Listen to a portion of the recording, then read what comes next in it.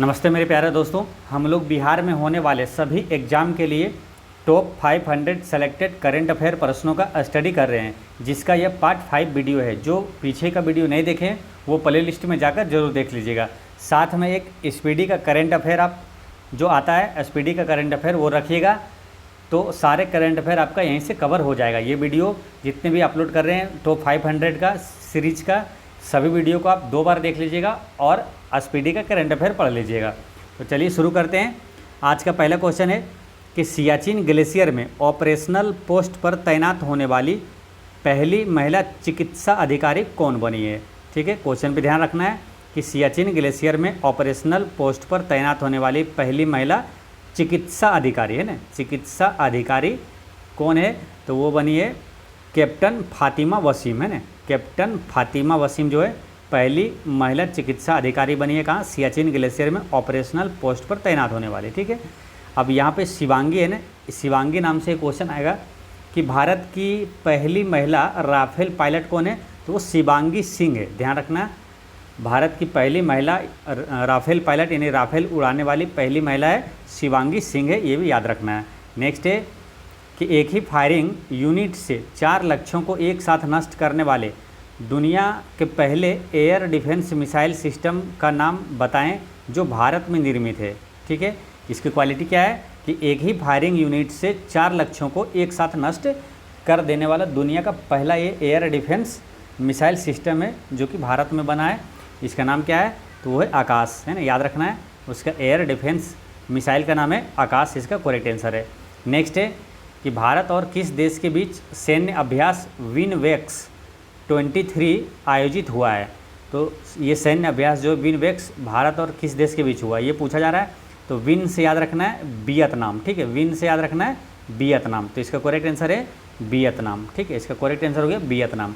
तो सैन्य अभ्यास से क्वेश्चन पूछा जाता है एग्जाम में, कई एग्जामों में पूछा गया है, इसलिए कुछ महत्वपूर्ण सैन्य अभ्यास है जिसको आपको रिवीजन करना है और याद रखना है। जैसे कि डस्टलिक जो है, डस्टलिक संयुक्त सैन्य अभ्यास किसके बीच है, डस्टलिक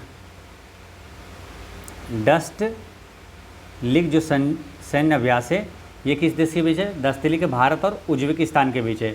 अमेरिका के बीच सैन्य अभ्यास 3 है जो कि याद रखना है आपको, जैसे टाइगर ट्रम्प, सी डिफेंडर्स और वज्र प्रहार है ना। तीनों का नाम थोड़ा देखिएगा, प्रभावशाली रहेगा। जैसे टाइगर ट्रम्प, सी डिफेंडर्स है ना, सबसे बड़ा डिफेंडर्स जो क्या है सेना किसका है, तो अमेरिका का है। तो उस हिसाब से या इसे रिलेट करके याद रखना है, टाइगर ट्रम्प, सी डिफेंडर्स और वज्र प्रहार ये तीनों किसका है, भारत और अमेरिका के बीच का है। ठीक है, सैन्य अभ्यास है। धर्म गार्जियन किसके बीच है, तो भारत और जापान के बीच है। धर्म गार्जियन भारत और जापान के बीच सैन्य अभ्यास है। खंजर किसके बीच है, भारत और किर्गिस्तान के बीच है। खंजर किर्गिस्तान ऐसे रिलेट करना है। साइक्लोन भारत और मिस्र के बीच है। साइक्लोन सैन्य अभ्यास भारत और मिस्र के बीच है। सूर्य किरण भारत और नेपाल के बीच है। सूर्य किरण सैन्य अभ्यास भारत और नेपाल के बीच है।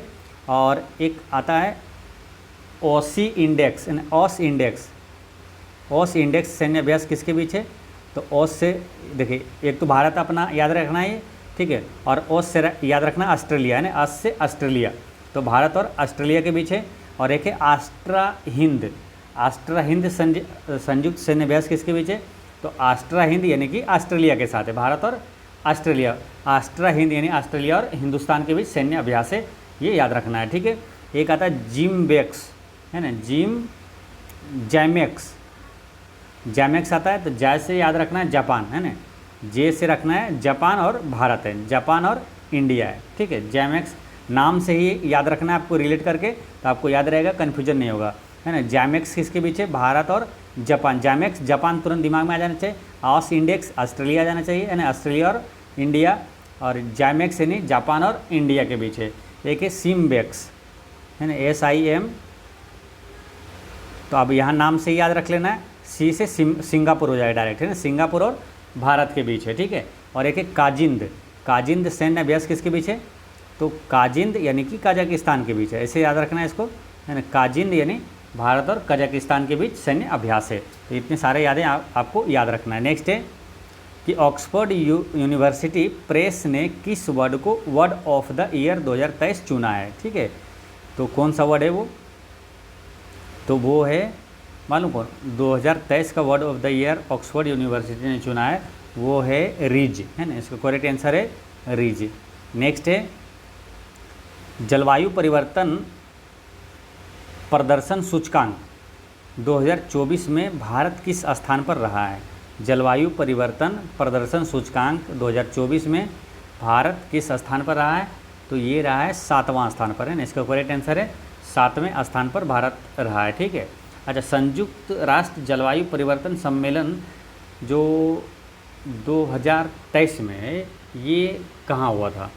संयुक्त राष्ट्र जलवायु परिवर्तन सम्मेलन 2023 में कोप 28 ये कहाँ हुआ था, तो ये हुआ है दुबई में हुआ है ना। संयुक्त अरब अमीरात के दुबई में हुआ संयुक्त राष्ट्र जलवायु परिवर्तन सम्मेलन 2023 का कहाँ हुआ, जिसका नाम है कोप 28, ये हुआ है संयुक्त अरब अमीरात के दुबई में हुआ है। तो ये याद रखना है, काफ़ी इंपॉर्टेंट क्वेश्चन है। नेक्स्ट है कि यूनेस्को ने गुजरात के किस पारंपरिक नृत्य को अमूर्त सांस्कृतिक विरासत सूची में शामिल किया गया। अति महत्वपूर्ण प्रश्न है ना। ये प्रश्न अभी भी जो इसी तरह अभी जैसे करंट अफेयर में ये और रेलवे एनटीपीसी का एग्ज़ाम जब हुआ था उस समय अमूर्त सांस्कृतिक धरोहर में शामिल किया गया था ये बंगाल का दुर्गा पूजा को, ठीक है। तो कोलकाता के दुर्गा पूजा को शामिल किया गया था, तो उस समय रेलवे एनटीपीसी में ये क्वेश्चन पूछा गया था, इसलिए ये काफ़ी इंपॉर्टेंट है अभी आने वाले सभी एग्जाम के लिए। यूनेस्को ने गुजरात के किस पारंपरिक नृत्य को अमूर्त सांस्कृतिक विरासत सूची में शामिल किया है, तो ये किया कि इसको गरबा को, है ना। गुजरात का जो गरबा है, डांस है ना, गरबा, उसको शामिल किया है अमूर्त सांस्कृतिक विरासत सूची में। देखिए एक होता है देखिए सांस्कृतिक विरासत जो होता है वो दो भाग में बांट दिया गया है, एक मूर्त सांस्कृतिक विरासत सूची और एक है अमूर्त सांस्कृतिक विरासत। तो मूर्त मतलब क्या होता है, जैसे कि जो भी स्थल है या तो जो भी स्मारक है वो सब मूर्त में आ जाता है। अमूर्त किसे कहते हैं वो समझिए पहले। देखिए अमूर्त सांस्कृतिक धरोहर का मतलब जो भौतिक नहीं हो, मतलब कि एक प्रथा हो, है ना, जिसको जैसे कि छू नहीं रहे, एक प्रथा हो, नियम हो, वो होता है अमूर्त सांस्कृतिक धरोहर होता है, ठीक है। जैसे गरबा तो एक क्या है, एक कला है ना, गरबा एक डांस है। तो इसी तरह का जो है जिसको हम छू नहीं सकते हैं वो अमूर्त सांस्कृतिक विरासत सूची में आता है, ठीक है। अब अमूर्त कई बार क्वेश्चन इससे पूछ लिया जाता है कि निम्नलिखित में से कौन सा अमूर्त सांस्कृतिक धरोहर है या तो कौन सा अमूर्त सांस्कृतिक धरोहर नहीं है, ठीक है। तो आपको याद रख लेना, कुछ है इम्पोर्टेंट जो कि है याद रखना है आपको अमूर्त सांस्कृतिक धरोहर में। जैसे वैदिक जप की परंपरा, है ना, वैदिक जप की परंपरा ये अमूर्त सांस्कृतिक धरोहर है। और रामलीला ये भी है। कुटियाट्टम संस्कृत रंगमंच ये भी अमूर्त सांस्कृतिक धरोहर है।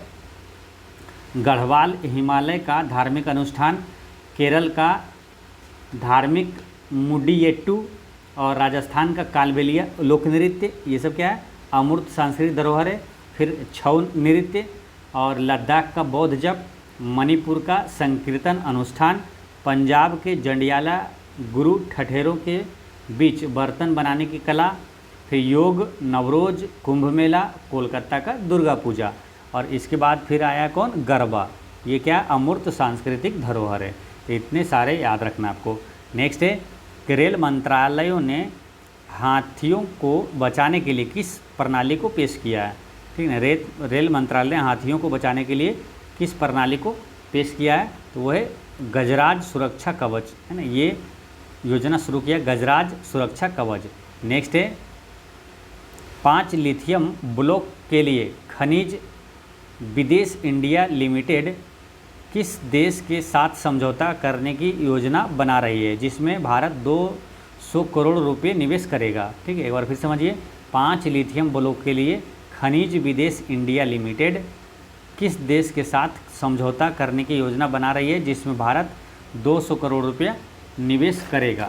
तो इसका करेक्ट आंसर है क्या, इसका है अर्जेंटीना, है ना। अर्जेंटीना के साथ ये योजना बना रही है जिसमें भारत 200 करोड़ रुपया निवेश करेगा, ठीक है। तो अर्जेंटीना इसका करेक्ट आंसर है, याद रखना है। नेक्स्ट है बिहार विधानसभा ने राज्य में SC ST BC और EBC के लिए मौजूदा 50% आरक्षण को बढ़ाकर कितना प्रतिशत करने के विधेयक को पारित किया है, तो ये 50% से बढ़ाकर 65% करने का विधेयक पारित हुआ है।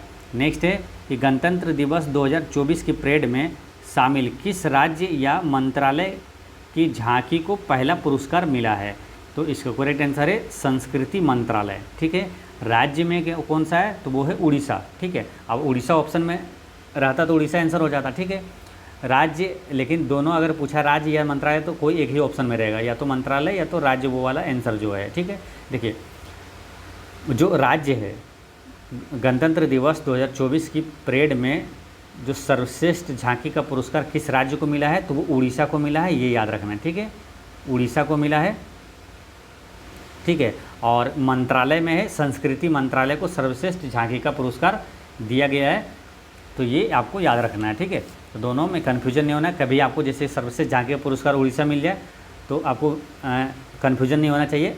उड़ीसा राज्य को मिला है और मंत्रालय में संस्कृति मंत्रालय को दिया गया है ना। 2024 में जो संस्कृति मंत्रालय को मिला है वो उसका जो मेन थीम क्या था, उसका जीतने का जो उसका झांकी का था वो था कि भारत लोकतंत्र की जननी, ये था संस्कृति मंत्रालय का। ठीक है, और जो राज्य था तो राज्य का मेन चीज़ क्या था? विकसित भारत में महिला सशक्तिकरण, है ना,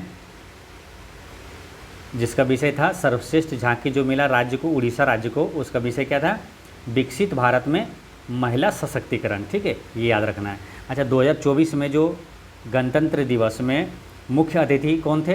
तो मुख्य अतिथि थे फ्रांस के राष्ट्रपति इमैनुअल मैक्रोन था, है ना, इमैनुअल मैक्रोन था। और ये 2024 का जो गणतंत्र दिवस है ये 75वां गणतंत्र दिवस था, ये भी याद रखना है। ठीक है, और 75वां गणतंत्र दिवस 2024 का थीम था विकसित भारत और भारत लोकतंत्र की मातृका, है, विकसित भारत और भारत लोकतंत्र की मातृका। नेक्स्ट है कि भारतीय सेना में पहली महिला सूबेदार कौन बनी? तो भारतीय सेना में पहली महिला सूबेदार बनी है वो प्रीति रजक बनी है ना। भारतीय सेना में पहली महिला सूबेदार प्रीति रजक बनी है। नेक्स्ट है कि अंतरिम बजट भाषण में वित्त मंत्री ने किस वर्ष तक कोयले को गैस में बदलकर फ्यूल बनाने के लिए फैसिलिटी सेटअप करने का ऐलान किया है? ठीक है, फिर समझिए, अंतरिम बजट भाषण में वित्त मंत्री ने किस वर्ष तक कोयले को गैस में बदलकर फ्यूल बनाने के लिए फैसिलिटी सेटअप करने का ऐलान किया है? तो इसका करेक्ट आंसर है 2030 तक, है ना, इसका करेक्ट आंसर हो गया 2030 तक। नेक्स्ट है कि उत्तराखंड के किस जिले में सुरंग में भूस्खलन की घटना हुई जिससे 40 मजदूर फंस गए थे? उत्तराखंड के किस जिले में सुरंग में भूस्खलन की घटना हुई जिसमें 40 मजदूर फंस गया था? तो ये था उत्तरकाशी जिला। ठीक है, उत्तरकाशी जिला जो कि उत्तराखंड में है। ठीक है ना, और सुरंग जो है वो कहाँ से कहाँ तक जोड़ने के लिए बनाया जा रहा है? तो उत्तरकाशी जिले में सिल्कयारा और डांडल गांव को जोड़ने के लिए बनाया जा रहा है। नेक्स्ट है कि हाल ही में महर्षि वाल्मीकि अंतर्राष्ट्रीय हवाई अड्डे का उद्घाटन कहाँ किया गया है? महर्षि वाल्मीकि अंतर्राष्ट्रीय हवाई अड्डे का उद्घाटन कहाँ हुआ है? तो ये अयोध्या में हुआ है ना। इसका करेक्ट आंसर है अयोध्या। ठीक है, करेक्ट आंसर हो गया इसका अयोध्या। नेक्स्ट है कि वर्ष 2024 में यूनेस्को के 46वें सत्र की अध्यक्षता कौन करेगा? वर्ष 2024 में यूनेस्को के 46वें सत्र की अध्यक्षता कौन करेगा? तो ये भारत करेगा। ठीक है, यूनेस्को की स्थापना कब हुआ था? तो 1945 में हुआ था। और यूनेस्को का मुख्यालय कहाँ है? तो वो है पेरिस में। ठीक है, ये भी याद रखना है। और इसी तरह है यूनिसेफ की स्थापना कब हुआ था? तो 1946 में हुआ था। और यूनिसेफ का मुख्यालय कहाँ है? तो वो है न्यूयॉर्क में, है ना। यूनिसेफ का मुख्यालय कहाँ है? न्यूयॉर्क में, ये भी याद रखना है। नेक्स्ट है, अच्छा, यूनेस्को का भी वर्तमान जो है वो महानिदेशक कौन है? यूनेस्को का वर्तमान महानिदेशक है आंद्रे एजेलो, है ना, आंद्रे एजेलो। नेक्स्ट है WHO की ग्लोबल ट्यूबरकुलोसिस रिपोर्ट 2023 के अनुसार दुनिया में सबसे ज़्यादा कितने प्रतिशत टीबी के मामले भारत में हैं? दुनिया में सबसे ज़्यादा जो है टीबी का मामला कहाँ है? भारत में है। ठीक है, और भारत में है तो कितना प्रतिशत है? तो वो 27% है ना। इसका करेक्ट आंसर है 27% है ना, 27। इसका करेक्ट आंसर हो गया 27। नेक्स्ट है कि चीन में, ठीक है, अच्छा, विश्व क्षय रोग कब दिवस कब मनाया जाता है? ये ट्यूबरकुलोसिस से ये क्या टीबी है ना। तो विश्व क्षय रोग दिवस कब मनाया जाता है? तो 24 मार्च को मनाया जाता है, ये भी याद रखना है। नेक्स्ट है कि चीन में किस रहस्यमयी बीमारी के प्रकोप पर WHO ने विस्तृत रिपोर्ट मांगी है। चीन में किस रहस्यमयी बीमारी के प्रकोप पर WHO ने विस्तृत रिपोर्ट मांगी है? तो वो है कौन सा? रहस्यमयी निमोनिया, है ना। रहस्यमयी निमोनिया बीमारी के प्रकोप पर WHO ने विस्तृत रिपोर्ट मांगा है। नेक्स्ट है कि जाति आधारित जनगणना के अनुसार बिहार में सबसे ज़्यादा ग्रेजुएट लोग किस वर्ग से है? सबसे ज़्यादा ग्रेजुएट लोग है वो है किससे? जनरल से, ना, सामान्य वर्ग से है, ठीक है। और जनगणना 2023 में आई रिपोर्ट के अनुसार बिहार का लिंगानुपात कितना हो गया मालूम? तो बिहार का लिंगानुपात हो गया 253। नेक्स्ट है कि भारतीय मूल की गृह मंत्री को यूनाइटेड किंगडम के प्रधानमंत्री ने बर्खास्त कर दिया, उनका नाम बताएं।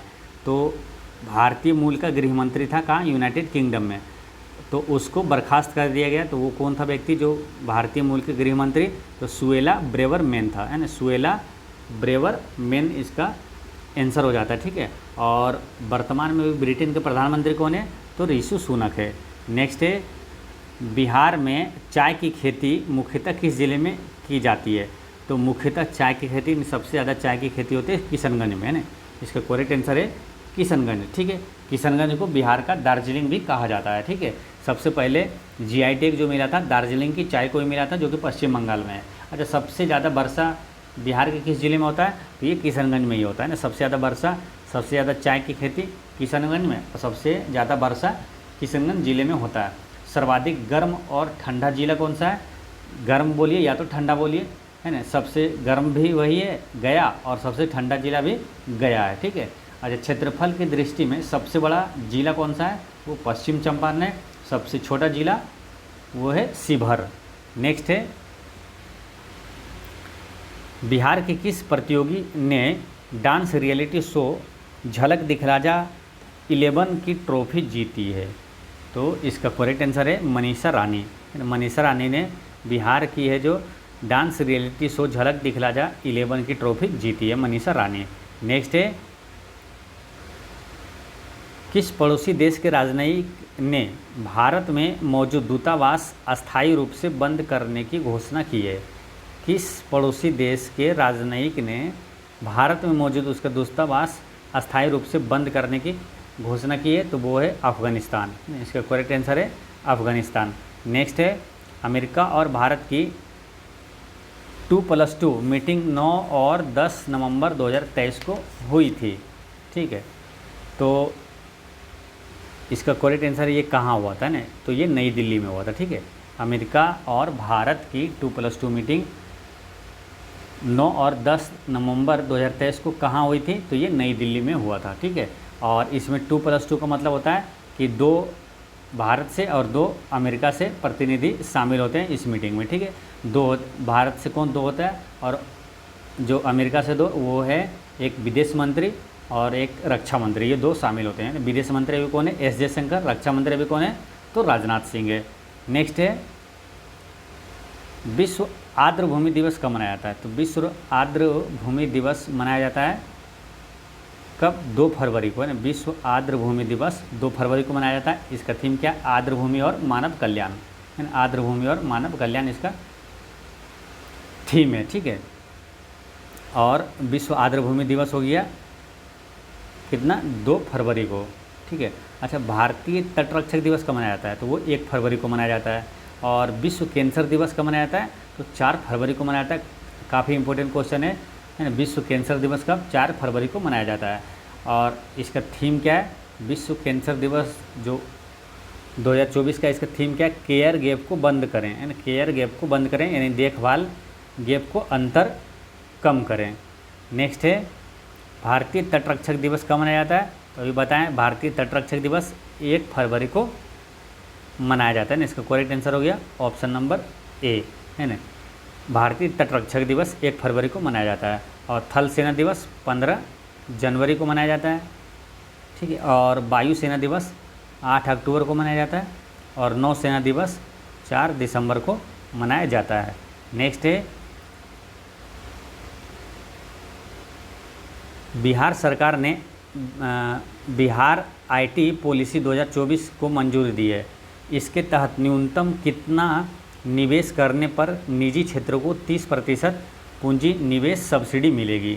तो इसका करेक्ट आंसर कितना है 5 से 30 करोड़ तक। 5 से 30 करोड़ अगर निवेश करता है तो उसमें क्या निजी क्षेत्र के 30% पूंजी निवेश सब्सिडी मिलेगा। नेक्स्ट है ग्रैंड स्लैम जीतने वाली सबसे उम्रदराज भारतीय खिलाड़ी कौन बने हैं। ग्रैंड स्लैम जीतने वाले सबसे उम्रदराज भारतीय खिलाड़ी कौन बने हैं, तो ये बने हैं रोहन बोपन्ना, यानी इसका करेक्ट आंसर है रोहन बोपन्ना। ठीक है। अच्छा ग्रैंड स्लैम है क्या मालूम, ग्रैंड स्लैम में कितने टूर्नामेंट होता है, तो 4 टूर्नामेंट होता है। ये ग्रैंड स्लैम किस खेल से संबंधित है, तो टेनिस से संबंधित है। ठीक है। और ग्रैंड स्लैम में अक्सर क्वेश्चन पूछा जाता है कि महिला एकल का खिताब किसने जीता, पुरुष एकल का खिताब किसने जीता। ठीक है। तो आपको याद रख लेना है जो ऑस्ट्रेलियन ओपन 2023 का है, ऑस्ट्रेलिया पहले कौन कौन शुरू होता है ये भी क्रम से पूछ लिया जाता है। ठीक है। पहले शुरू होता है ऑस्ट्रेलियन, फिर फ्रेंच ओपन, फिर विमिल्डन और फिर होता है लास्ट में यूएस ओपन होता है। ठीक है। तो ऑस्ट्रेलियन ओपन का पुरुष एकल का खिताब किसने जीता, नोवाक जोकोविच ने जीता। ठीक है। देखिए पहले अभी 2023 का याद कर रहे हैं। ठीक है। 2023 का जो है ऑस्ट्रेलियन ओपन, फ्रेंच ओपन है ना, ऑस्ट्रेलियन ओपन, फ्रेंच ओपन और एक लास्ट वाला जो है यूएस ओपन, ये तीनों जीता है कौन, पुरुष का खिताब नोवाक जोकोविच नहीं जीता है। सिर्फ विमिल्डन जो है तीसरा खेल जो है विमिल्डन जो है उसका पुरुष एकल का खिताब जीता है कार्लोस अल्काराज, है ना, कार्लोस अल्काराज। ठीक है। और ऑस्ट्रेलिया ओपन आप देखिए एक बार समझिए फिर से, पुरुष एकल का क्या हो गया, पहला जो है ऑस्ट्रेलिया, फिर फ्रेंच और लास्ट वाला यूएस ओपन, ये तीनों का पुरुष एकल का खिताब नोवाक जोकोविच नहीं जीता है। और तीसरा जो है विमिल्डन, उसका जो है पुरुष एकल का खिताब कार्लोस अल्काराज ने जीता है। ठीक है। अब रही बात महिला के, महिला एकल का खिताब किसने जीता, ऑस्ट्रेलिया ओपन का महिला एकल का खिताब सवालेंका ने जीता। ठीक है। इस सवालेंका याद रखना है, सवालेंका जो है ऑस्ट्रेलियन ओपन 2023 का खिताब जीता महिला एकल खिताब, और 2024 में भी ऑस्ट्रेलियन ओपन का महिला एकल खिताब यही जीत गई है ना, सवालेंका। ठीक है। और फ्रेंच ओपन जो है महिला एकल खिताब ईगा स्वीटेक जीती है, ईगा स्वीटेक फ्रेंच ओपन। अब विमिल्डन में बॉन्ड्रे सोबा, विमिल्डन का महिला एकल का खिताब किसने जीता, बॉन्ड्रे सोबा, ये महिला एकल का खिताब जीता कौन सा, विमिल्डन। ठीक है। और लास्ट वाला जो है यूएस महिला एकल का खिताब कोको गाफ जीता है, महिला एकल का खिताब जो है लास्ट वाला यानी कि यूएस ओपन कोको गाफ। ठीक है। कोको गाफ को मिला है, महिला एकल खिताब जीती है। ठीक है। एक बार फिर समझिए, जो महिला एकल का खिताब है ऑस्ट्रेलिया ओपन का महिला एकल खिताब सवालेंका, फ्रेंच ओपन ईगा स्वीटेक और विमिल्डन बॉन्ड्रेसोवा और यूएस ओपन का महिला एकल का खिताब कोको गाफ जीती है। ठीक है। और 2024 का भी शुरू हो गया, 2024 का पहला जो है ऑस्ट्रेलियन ओपन हो चुका है। 2024 का ऑस्ट्रेलिया ओपन पुरुष एकल खिताब किसने जीता, जननिक सीनर जीता, जननिक सीनर इटली का है। और महिला एकल का खिताब जीती है सवालेंका। ठीक है। याद रखना है सवालेंका 2024 का ऑस्ट्रेलियन ओपन का महिला एकल खिताब जीत गई है। नेक्स्ट है एशियाई मैराथन चैंपियनशिप 2024 किस भारतीय खिलाड़ी ने गोल्ड मेडल जीता है। एशियाई मैराथन चैंपियनशिप 2024 में किस भारतीय खिलाड़ी ने गोल्ड मेडल जीता है, तो ये जीता है मान सिंह ने, इसका करेक्ट आंसर हो गया मान सिंह। नेक्स्ट है कि वित्त मंत्री के अंतरिम बजट भाषण में किस नए रेल कॉरिडोर की घोषणा की है, तो नए रेल कॉरिडोर की घोषणा किया कहाँ, तो ये क्या है, ऊर्जा खनिज और cement corridor, port connectivity corridor और हार्ड ट्रैफिक डेंसिटी कॉरिडोर। तो इसका करेक्ट आंसर होता है उपर्युक्त सभी। नेक्स्ट है कि अंतरिम बजट 2024-25 में किस पड़ोसी देश के लिए सबसे ज़्यादा सहायता अनुदान देने का प्रावधान है। ठीक है। तो इसका करेक्ट आंसर है ये भूटान को देगा। ठीक है। भूटान को सबसे ज़्यादा सहायता अनुदान देने का प्रावधान है बजट 2024-25 में। नेक्स्ट है एसपीजी स्पेशल प्रोटेक्शन ग्रुप के नए निदेशक कौन है, तो एसपीजी के नए निदेशक कौन है, तो वो होते हैं आलोक वर्मा है। ठीक है। एसपीजी जो है स्पेशल प्रोटेक्शन ग्रुप के नए निदेशक कौन है, तो आलोक वर्मा इसका करेक्ट आंसर है। नेक्स्ट है जनजातीय गौरव दिवस पर पीएम मोदी ने जनजातीय समूहों के लिए 24,000 करोड़ रुपये की किस योजना को लॉन्च किया है ना। जनजातीय गौरव दिवस पर पीएम मोदी ने जनजातीय समूहों के लिए 24,000 करोड़ रुपए की किस योजना की लॉन्च किया है। तो ये क्या है, PMPVTG डेवलपमेंट मिशन है ना, PMPVTG है, PMPVTG डेवलपमेंट मिशन। नेक्स्ट है PM सूर्य घर मुफ्त बिजली योजना के तहत सोलर प्लांट लगाकर कितने यूनिट बिजली मुफ्त देने की घोषणा की गई है। ठीक है, क्वेश्चन फिर समझिए। PM सूर्य घर मुफ्त बिजली योजना के तहत सोलर प्लांट लगाकर कितने यूनिट मुफ्त बिजली देने की घोषणा की गई है। तो मुफ्त बिजली कितने यूनिट तक, तो प्रति माह 300 यूनिट तक फ्री देने की घोषणा की गई है। ठीक है, और रही बात किसकी, तो रही बात 300 यूनिट हो गया। और जनजातीय गौरव दिवस कब मनाया जाता है। ठीक है, तो इसमें जनजातीय गौरव दिवस इसमें एक याद रखिएगा, जनजातीय गौरव दिवस कब मनाया जाता है।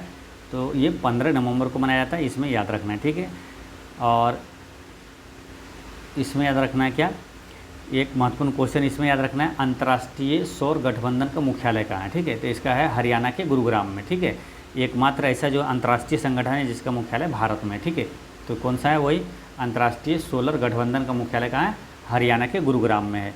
नेक्स्ट है सार्वजनिक परीक्षा अनुचित साधनों की रोकथाम विधेयक 2024 में अधिकतम सजा का क्या प्रावधान है। काफ़ी इम्पोर्टेंट और काफ़ी अच्छा ये जो प्रावधान है विधेयक है, काफ़ी अच्छा है, जो कि अभी जितने भी करप्शन हो रहे हैं एग्ज़ाम में, परीक्षा में जो पेपर लीक हो जाता है उस पर लगाम लगाने के लिए सबसे बहुत अच्छा मज़ेदार ये विधेयक है।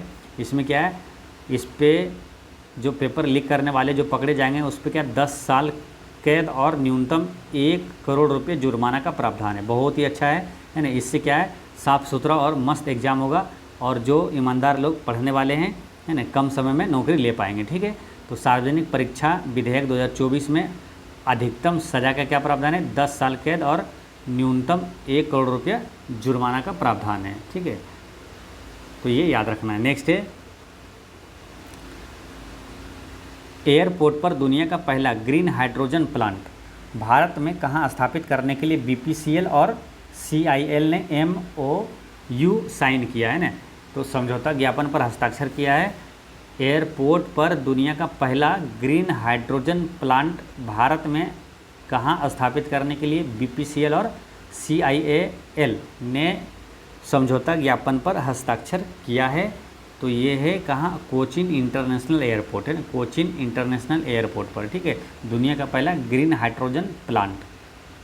ठीक है, तो कोचीन इंटरनेशनल एयरपोर्ट पर दुनिया का पहला ग्रीन हाइड्रोजन प्लांट भारत में स्थापित करने के लिए साइन किया है। ठीक है, और कोचीन अंतर्राष्ट्रीय हवाई जो एयरपोर्ट है वो कहाँ है, तो केरल के कोच्चि में है। अच्छा, एक क्वेश्चन अति महत्वपूर्ण याद रखना है कि अंतर्राष्ट्रीय नागरिक उड्डयन संगठन का मुख्यालय कहाँ है। अंतर्राष्ट्रीय नागरिक उड्डयन संगठन का मुख्यालय कहाँ है, तो मॉन्ट्रियल कनाडा में है। ठीक है, याद रखना, मॉन्ट्रियल कनाडा में। नेक्स्ट है इसरो ने GSLV F-14 रॉकेट से सैटेलाइट इनसेट 3DS को फरवरी 2024 में लॉन्च किया। यह किस तरह का सैटेलाइट है। ठीक है, तो ये है मौसम विज्ञान सैटेलाइट है। ठीक है, इसरो ने GSLV F-14 रॉकेट से सैटेलाइट इनसेट 3DS को फरवरी 2024 में लॉन्च किया है। यह किस तरह का सैटेलाइट है, तो ये मौसम विज्ञान सैटेलाइट है। नेक्स्ट है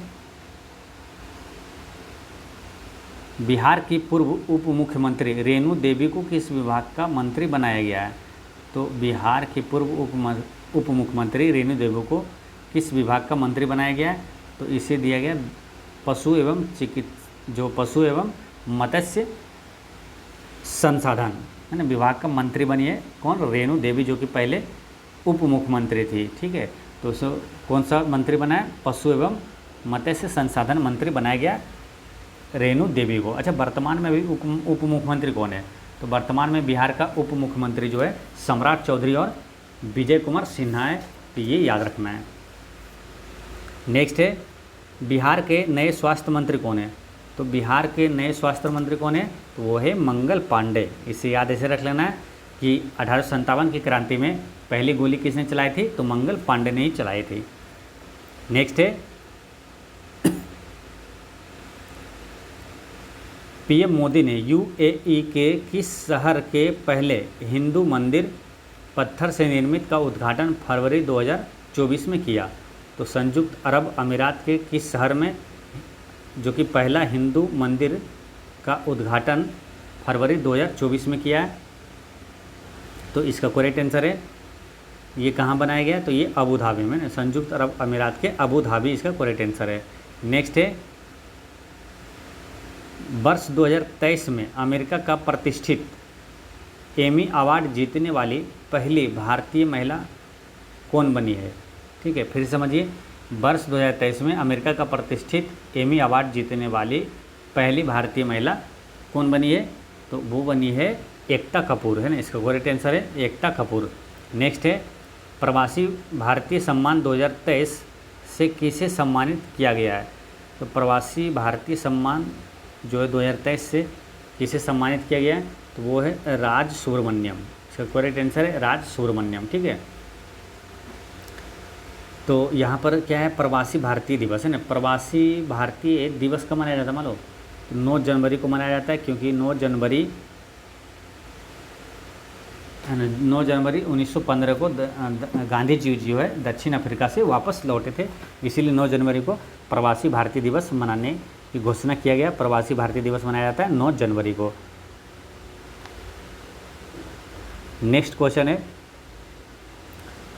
32वें व्यास सम्मान 2022 से किस लेखक को सम्मानित किया गया है? तो 32वें व्यास सम्मान जो है ये किस लेखक को दिया गया है?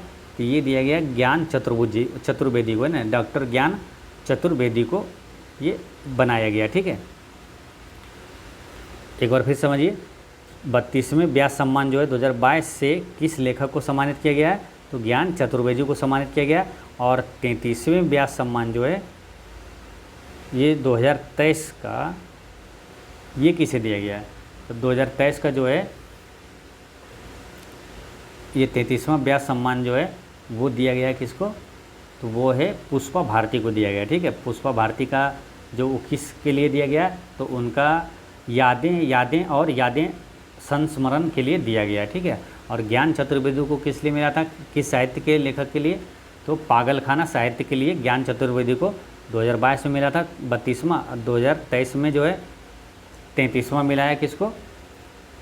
तो 2023 का जो है ये 33वां मिला है पुष्पा भारती को। ठीक है, 33वां व्यास सम्मान पुष्पा भारती को मिला यादें और यादें संस्मरण के लिए।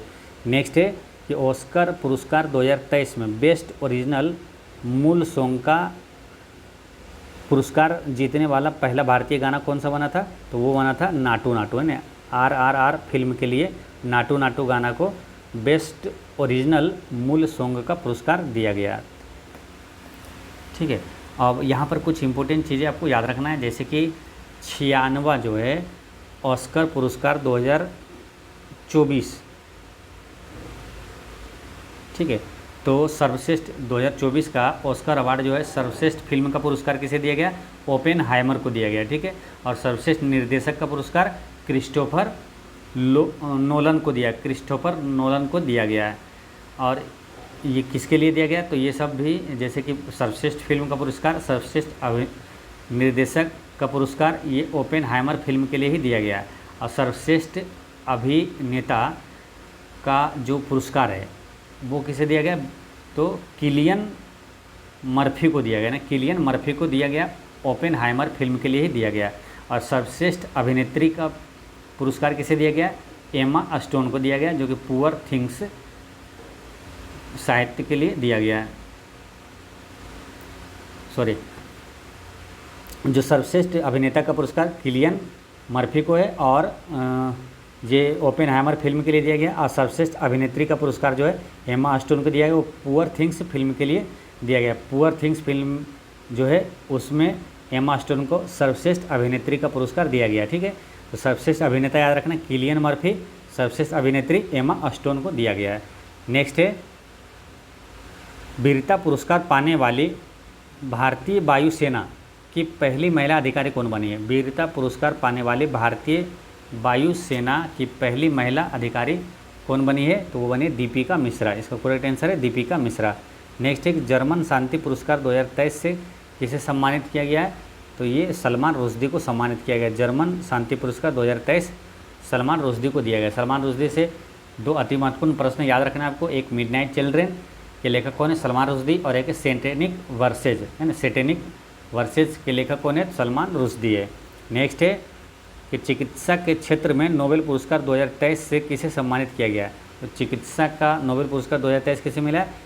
कैटलीना कारिको है ना, Katalin Kariko, Drew Weissman, Katalin Kariko और डू विस्मैन को 2023 का जो है चिकित्सा के क्षेत्र में नोबेल पुरस्कार मिला है। ठीक है, तो चिकित्सा में याद रखना है कैटालिन कारिको और डू विस्मैन को। ठीक है, और यहाँ पर क्या है, जितने भी करंट अफेयर में यानी कि नोबेल पुरस्कार 2023 का है आप याद किए होंगे, एक बार यहाँ पर क्यों के लिए रिवीजन कर लेते हैं। ठीक है, फिजिक्स में किसे मिला है?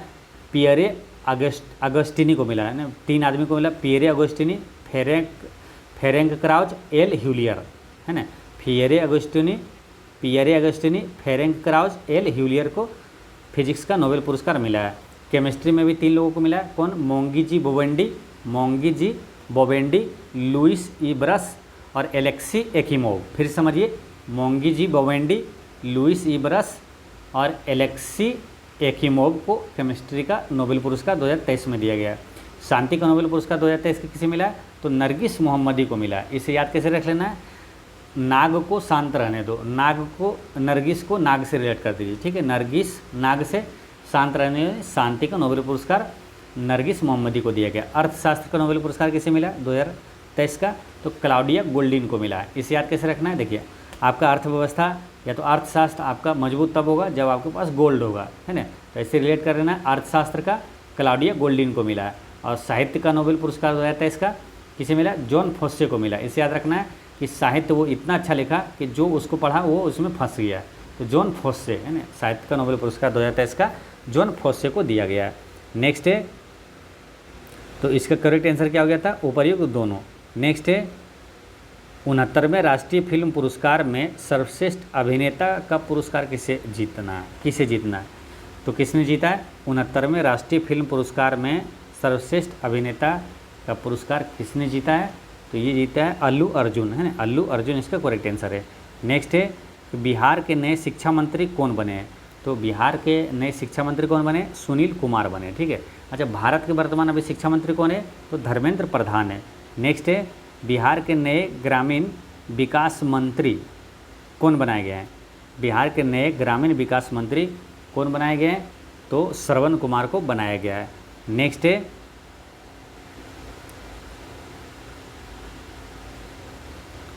स्विस संगठन IQ एयर की रिपोर्ट के अनुसार बिहार का कौन सा शहर वर्ष 2023 में देश में सबसे प्रदूषित शहरों में पहले स्थान पर रहा? तो इसका करेक्ट आंसर है बेगूसराय। ठीक है, फिर समझिए कि स्विस संगठन IQ एयर की रिपोर्ट के अनुसार बिहार का कौन सा शहर वर्ष 2023 में जो देश में सर्वश्रेष्ठ प्रदूषित शहरों में पहला स्थान पर रहा है, वो है बेगूसराय। ठीक है, और बिहार का एकमात्र रामसर साइट जो है कौन सा? कांवर झील, वो कहाँ है? तो वो बेगूसराय में ही है। ठीक है, और गया में क्या है? गया में देश का जो सबसे बड़ा रबर डैम कहाँ बनाया गया? तो गया में बनाया गया, फाल्गु नदी पर बनाया गया। और फाल्गु नदी के किनारे ही गया में गौतम बुद्ध को ज्ञान की प्राप्ति हुआ था। ठीक है, पीपल वृक्ष के नीचे। तो ये भी याद रखना है। और पटना से याद रख लेना क्या? एशिया का पहला जो डॉल्फिन अनुसंधान संस्थान कहाँ स्थापित किया गया? तो पटना में स्थापित किया गया है। और मुजफ्फरपुर से क्या है कि पहला जो है बिहार का पहला टॉयलेट क्लिनिक कहाँ खोला गया है? तो मुजफ्फरपुर में खोला गया है। ठीक है, तो इतने सारे अति महत्वपूर्ण करंट अफेयर है। तो आपको वीडियो एक बार और देख लीजिएगा तो आपको याद भी हो जाएगा। ठीक है, और आपसे पिछले वीडियो में मैंने आपसे क्वेश्चन पूछा था कि रसायन विज्ञान में 2023 का नोबेल पुरस्कार किसे मिला।